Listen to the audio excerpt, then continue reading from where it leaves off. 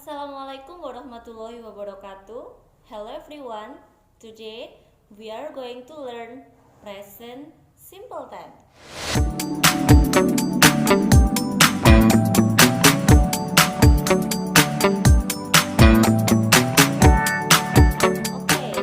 What we learn today is about present simple, right? Apa yang kita akan pelajari hari ini adalah tentang present simple, kan? The first we should know about present simple is when we use the present simple itself. Jadi yang pertama kali harus kita ketahui tentang present simple itu kapan kita menggunakan present simple, ya. Iya, so we can use the present simple if we talk about the truth and also the habitual. Jadi, kita menggunakan present simple itu kalau kita ingin menjelaskan tentang habit, kebiasaan, atau tentang general truth, yaitu kebenaran umum, ya. Misalkan ke sekolah, itu kan habit, kebiasaan lah ya, kebiasaan. Ke sekolah, makan, mandi, minum, itu kan kebiasaan kan. Terus kalau kita mau membicarakan tentang general truth itu misalkan matahari terbit dari sebelah mana? And the next is the pattern of the present simple tense.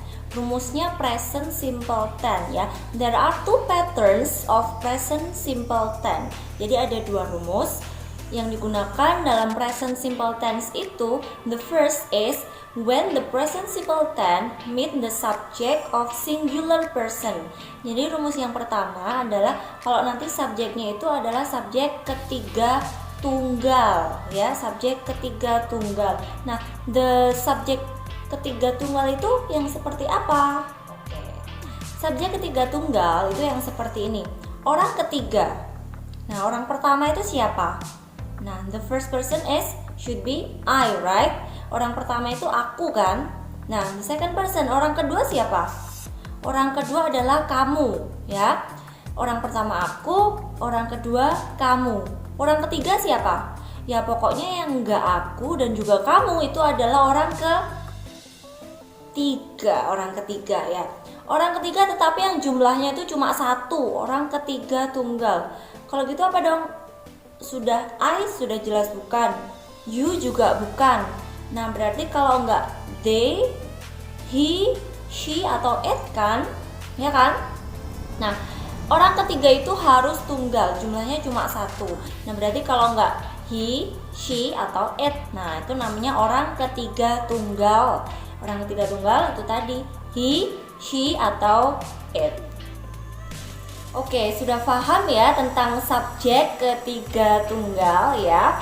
Nah sekarang gimana nih rumusnya present simple tense yang menggunakan subjek ketiga tunggal? Nah, rumusnya seperti ini. Subjek ketiga tunggal dulu plus verb kata kerja, tetapi kata kerjanya itu harus ditambah s atau is atau ditambah es, ya. Jadi verb 1 ditambah s atau es. Tadi kan subjek ketiga tunggal sudah. Nah sekarang ya subjeknya ya yang enggak subjek ketiga tunggal. Apa aja subjek yang enggak ketiga tunggal? Ya yang selain ketiga tunggal tadi ya pastinya ada yang I, you, they, we, dan juga nama orang yang more than one, my friends, my teachers, my daughters, and so on. Itu subjek bukan ketiga tunggal.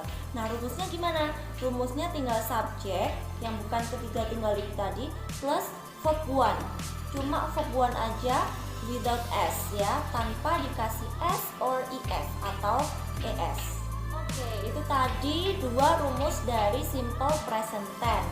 Now we are going to look at the adverb of time. Sekarang kita akan melihat apa sih keterangan-keterangan waktu dari present simple tense itu. Oke, actually there are many adverb of times of present simple ini, ya. Sebenarnya ada banyak sih keterangan waktunya, but I will show some of them. Memang akan kasih tahu beberapa aja. The first is always.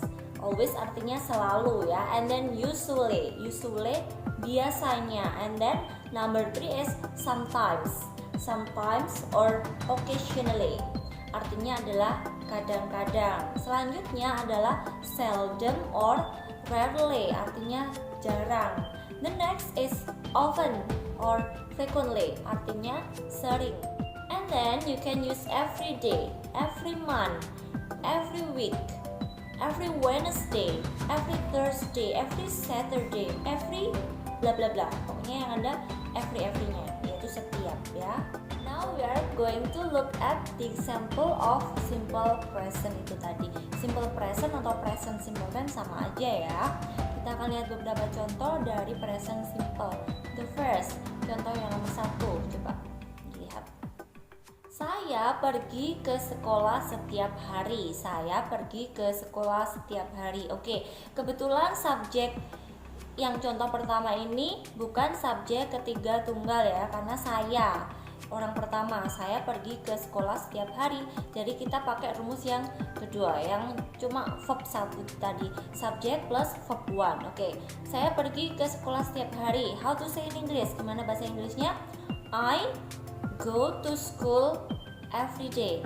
I go to school every day. Oke, ini yang positifnya ya. Oke, now the negative sentence. Kalimat yang negatifnya gimana? I do not go to school every day. I do not go to school every day, or I don't go to school every day ya. Jadi untuk subjek yang bukan ketiga tunggal, kata bantunya untuk kalimat negatif sama kalimat tanya itu kita menggunakan do ya. Nah sekarang interrogatifnya, kalimat tanyanya gimana? Do you go to school every day?